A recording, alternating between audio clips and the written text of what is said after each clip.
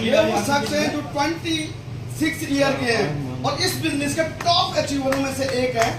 तो इस उम्र में अगर एक इंसान ऐसा कर सकता है तो हम सभी कर सकते हैं। और मैंने तभी कहा हम इनकी उम्र से सब लोग बड़े हैं यहाँ पे, लेकिन इन्होंने क्या कारनामा किया वो लास्ट में बताएंगे।